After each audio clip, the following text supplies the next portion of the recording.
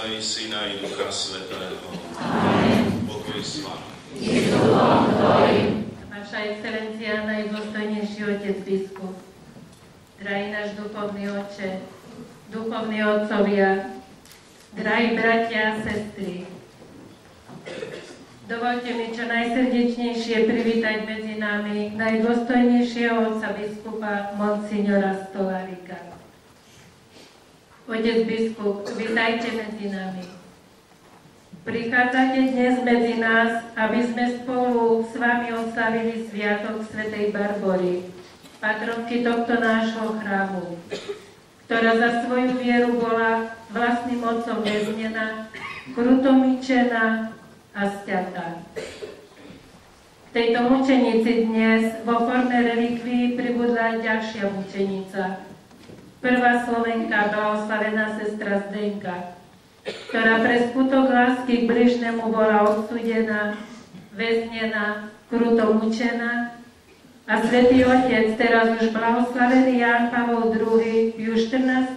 septembra 2003 na sviatok povýšenia Svätého Kríža vyhlásil za blahoslavenú. Odvtedy úcta k nej sa šíri nielen doma na Slovensku, ale i v zahraničí.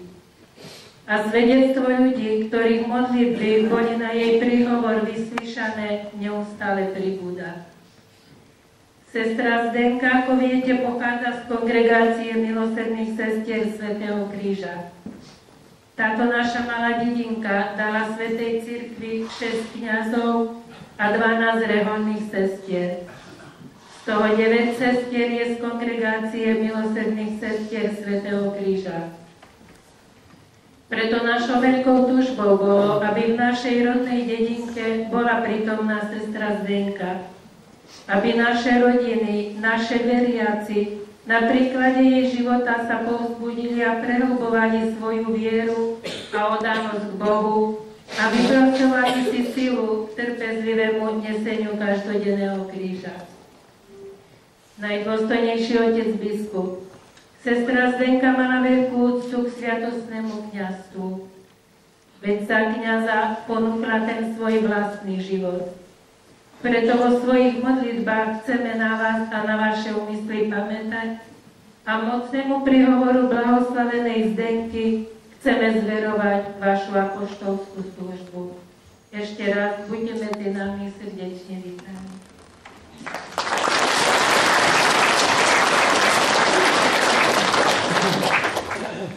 Ďakujem veľmi pekne za toto privítanie, predtým za pozvanie od duchovného otca a celého jeho konzília, ktoré tak nejako sa ushodlo na to.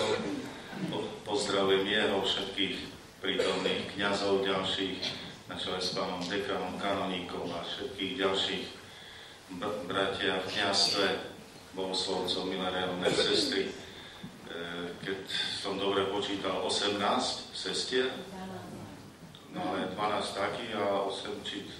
Ja som s počtou prepadol, viete, takže za to sa pýtam. A 3, a 2, aha. A ste tu všetky? Áno, všetky 9 a ešte 3 z víťaza z farnosti. Táto prekrásne. Tam vítajte.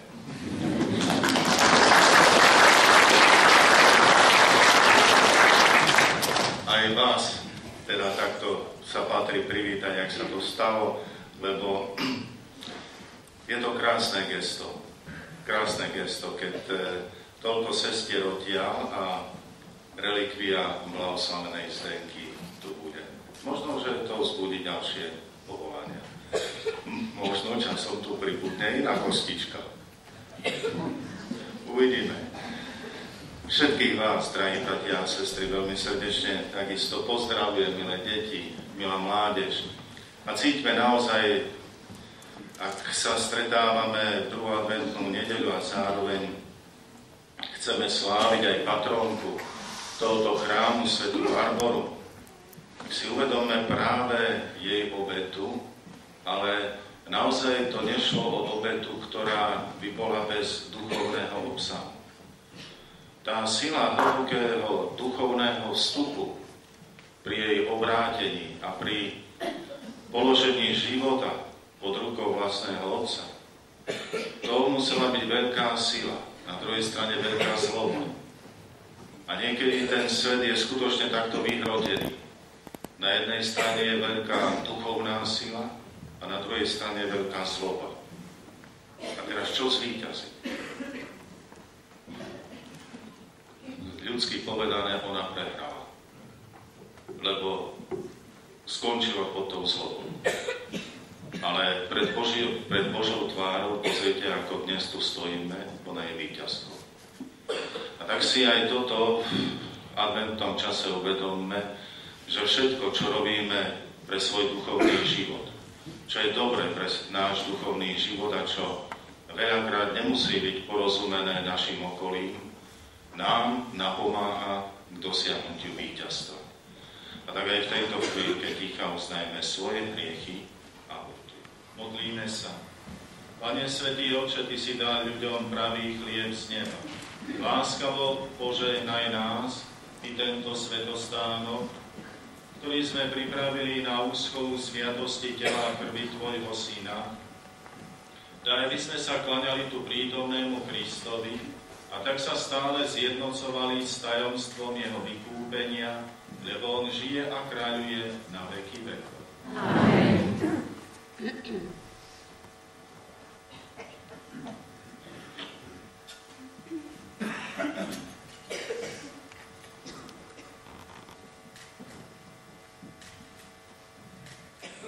Velebíme ťa, dobrotivý Otče, milujúci ľudské pokolenie. Ty si poslal na svet svoje slovo, aby si vzalo telo z neporušenej Panny a tak sa stalo našim spasiteľom a prvorodeným bratom, ktorý nám bol podobný vo všetkom okrem hriechu. Kristovi si nám dal najvyšší vzor svetosti. Cirkev ho uctieva ako dieťa a v ňom slabom dieťati v jasliach klania sa všemohúcemu Bohu, lebo keď hľadí na jeho tvár, vidí odlesk Tvojej dobroty a keď prijíma z jeho úst slova života, naplňa sa Tvojou múdrosťou. Keď objavuje hĺbku lásky jeho srdca, horí ohňom Ducha Svätého, ktorého Kristus oslal, ako aby znovu zrodil, že Ty prebývaš v neprístupnom svetle a miluješ nás takou láskou, že sa nám Ty neviditeľný stávaš viditeľným v Kristovi. Dobrotivo zhľadni na týchto služobníkov, ktorí vytvorili túto podobu Tvojho Syna, milosrdného Krista Spasiteľa, a daj, aby sa aj sami pretvárali na toho, ktorého obraz uctievajú. On žije a kráľuje na veky vekov. Amen.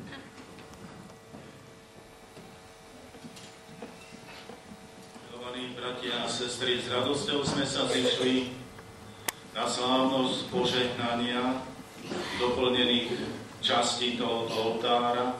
Zúčastníme sa na tomto úkone pozorne, ako sme Pána Boha, aby láskavo zhliadol na obetu cirkvi, ktorá sa bude konať na tomto oltári, a aby si aj zo svojho ľudu urobil večný obetný dar. Velebíme ťa, Bože, že si prijal Kristovu obetu prinesenú na oltári kríža za vykúpenie ľudského pokolenia a že na slávenie jej pamiatky s otcovskou láskou zhromažďuješ svoj ľud okolo Pánovho stola. Pane, zhliadni teda na tento doplnený oltár aj z relikviárov, ktorý sme pripravili na slávenie Tvojich tajomstiev.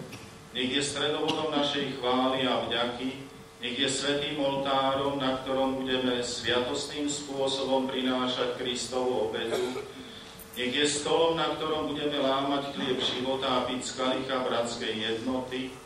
Nech sa stane prameňom, z ktorého nám bude bez prestania prúdiť voda spásy. Pomôž nám pripodobňovať sa Kristovi živému kameňu, aby sme sa v ňom budovali na posvätný chrám a na oltári svojho srdca prinášali Tebe milú obetu, sveto prežitého života, na Tvoju chválu a slávu.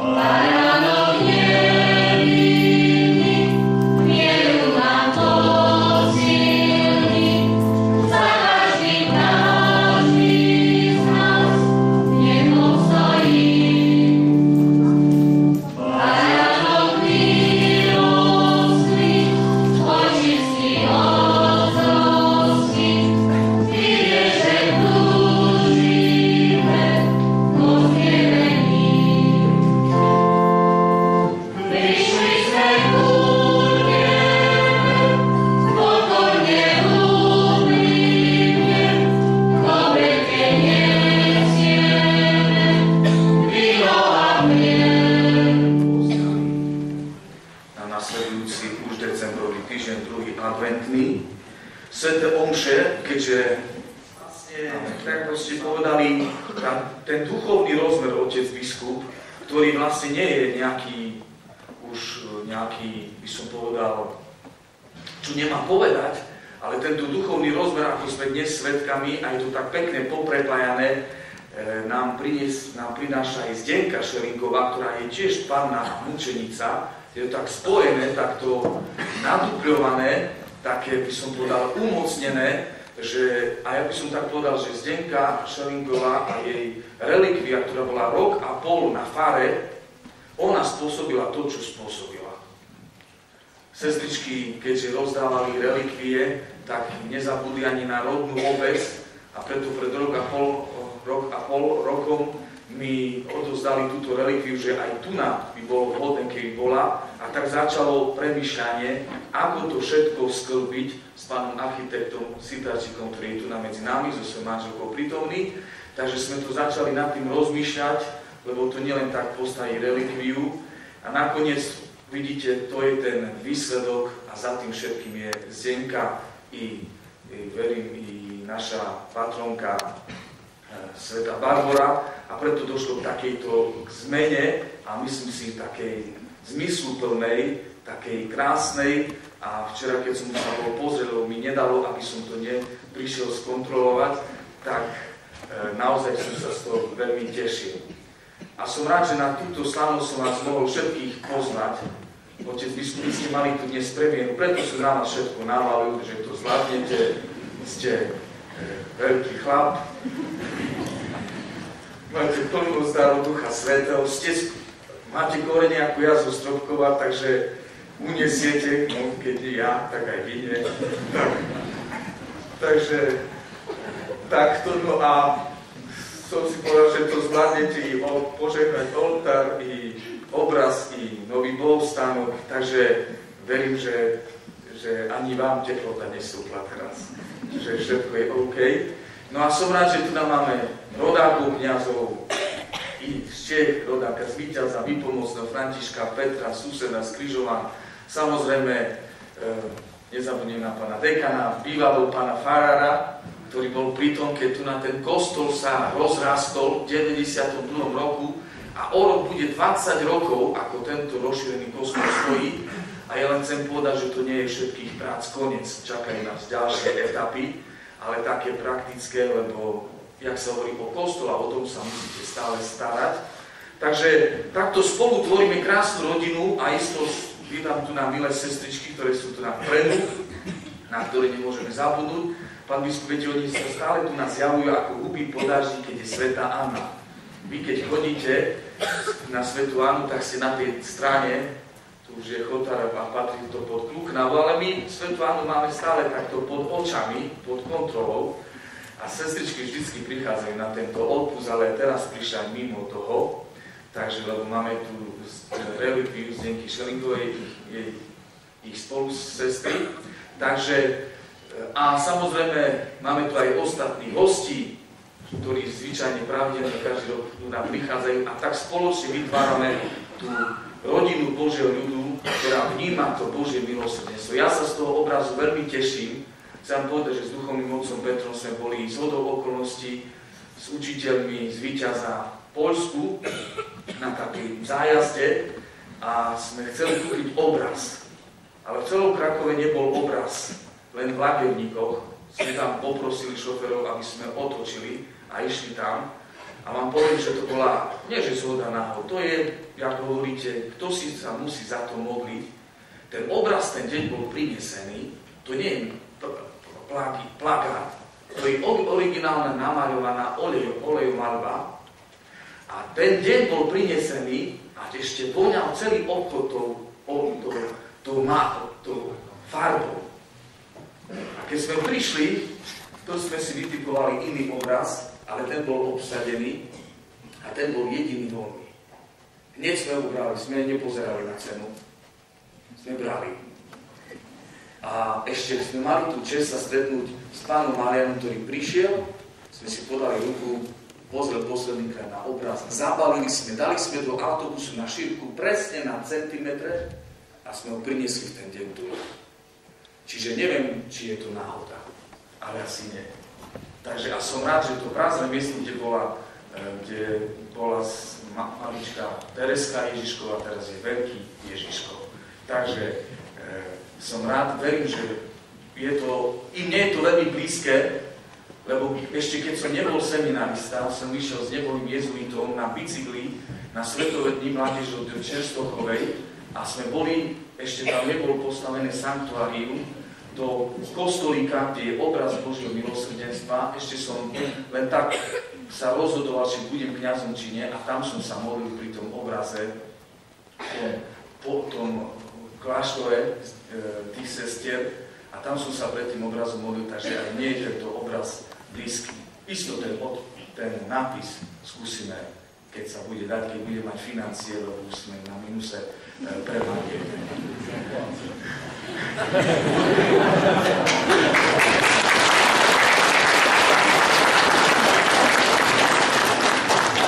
Ale ja som tak rozprával, že keď sa učíme po anglicky, keby tam bolo po anglicky. Dobre. Pán biskup aj zaplatil, takže... Ešte máme ovečky za trasu, ale vedia, že vyletia. Takže chcem sa vám všetkým poďakovať. Chcem sa poďakovať naozaj nášmu pánu kostolníkovi, on má 78 rokov a ja len poviem, že trebalo by toto urobiť, ono to už na druhý deň urobené. Možno vnímam, že má toľko rokov, jak ja. Takže chcem sa jemu poďakovať za jeho aktivitu, veľmi. Bez neho neviem, by tu nebola polovička vecí urobená. A samozrejme aj tým všetkým kurátorom, ktorí pomáhali mu, všetkým chlapom pri tých takýchto drobných úpravách, ktoré sú na nervy, ako sa vraví. Samozrejme všetkým upratovačkám. Chcem sa poďakovať zboru, ktorý krásne spieva, stále sa pripraví či na odpust a na Vianoce. A vám všetkým, ktorí ste sa zaangažovali, vám všetkým, ktorí podporujete tento chrám svojimi milodármi, lebo viete, že keď nepodporujete, tak sa nedá nič robiť, aj to aj prejav nášho cítenia.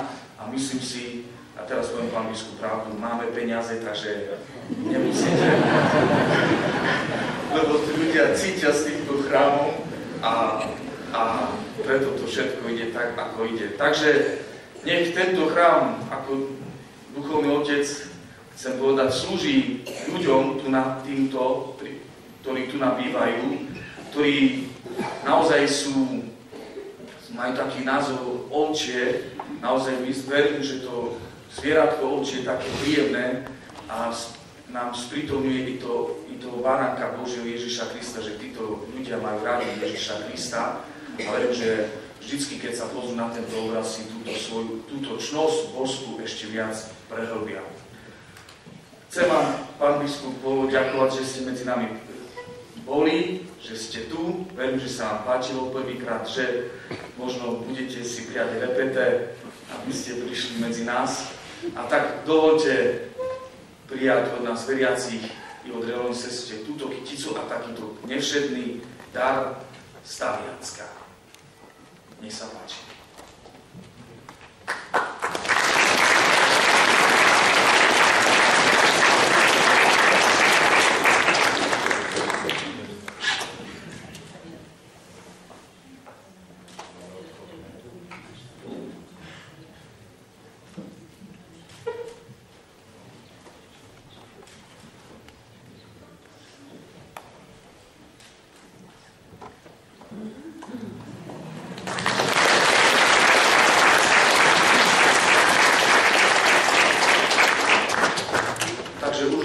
Všetkým vám ďakujem za vašu prítomnosť, chcem vám popriať dobrú chuť k obedu, pekná je chorý. Ale keby sa toto dostalo do médií, že sestričky napriek štrajku lekárov vyprosili zdravie pánu farárovi, lekári strihnú robotu. Táto tak s nami sestry. Pán Boh západ za všetko, no či bude repete, to neviem, od mňa závisí. Takže ja sa teším, že keď bude repete, bude už aj v slovenčine nápis.